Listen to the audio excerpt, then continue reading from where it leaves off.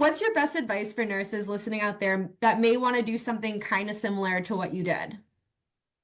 So I would say, like I said before, is look for where you can find something of interest that you could talk about forever, and then explore that. Find other people in that niche to get their insights on like how they got started.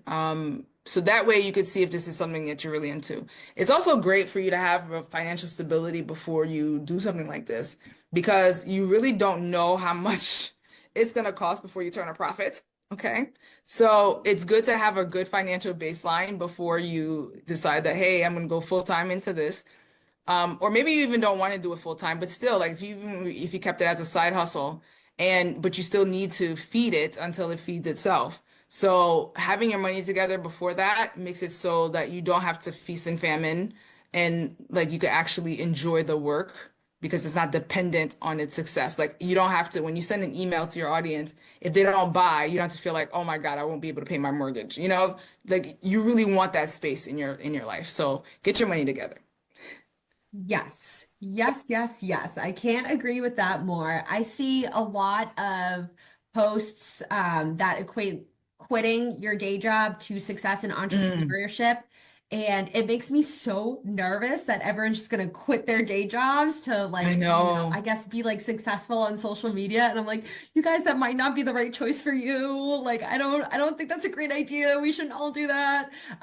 Because Yeah. like anything could happen. You know what I mean? Your business could be so successful, the market could change, like I don't know. So, yeah, I definitely agree with having like either some sort of a plan B in your pocket or like a really nice like nest egg type thing to Yes. sustain that type of thing. Especially I like how you said you have to feed it before it's self-sufficient. Yep. Yeah, a lot of being an entrepreneur is just kind of experimenting and figuring out what works. Yeah, that's really it. And there's a lot of testing, and I'm learning to enjoy that process as well. It's like testing, like okay, let me see. I give myself 3 months before I call something a failure, or 6 months before I call something a failure. But that's something like in when we're working for someone else, we don't have that kind of turnaround time, right? And you're kind of doing stuff based on somebody else's framework. When you're doing it for yourself, you have to set up these kind of frameworks and timelines in order to see what succeeded or what isn't. And you can't just go by one thing and it's like, oh, that didn't work. Okay, off to the next thing, or else you'll never get traction on anything. So Mhm. all that requires patience and all that requires money in the meantime. Yeah, and what might succeed for someone else might not succeed for you. Hmm. I was told by everyone, like, start a newsletter. You have to start a newsletter. Some people have amazing newsletters, and you think mine would be like popping off because I'm a writer. I hate it. I hate that thing. It's like doing okay, but I hate that thing. And then I started the podcast, and the podcast is so much more successful than the Hmm. newsletter was. So Yeah. it's so interesting that, like I said, one size doesn't fit all, and you don't know until you try it. So, Hmm. all of that does take time.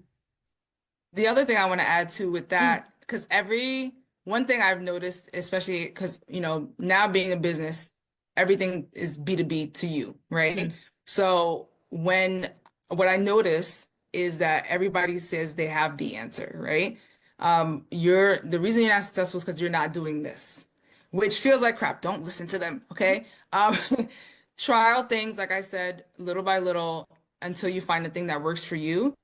And then at the end of the day, it's your business. So we don't want you, I don't think any entrepreneur who cares about other entrepreneurs wants us to be doing something that doesn't matter to us or mm. something that makes us feel like, reluctant to do it. Like we really don't feel like it's a chore to do this thing, but I have to do it because somebody said arbitrarily that I have to do it. Yes. Like find the things that light you up. And, there's going to be some things that we don't enjoy that have to be part of our business for sure. But we don't have to follow every single person that's saying, like, you need to do this. You need to be on all the platforms. You need to do all this. Like, just, it has to work for you. Because if you're not passionate about it, at the end of the day, you're just going to wind up kind of where you started, which is burnt out. Yeah, it's supposed to be fun, or at least to me, it's supposed to be fun. Yeah. Most of my journey has been really fun. I like to say I don't take it too seriously, even though I do. but a lot of Hmm. my choices are based on fun as well as success. Yes, I think that's important.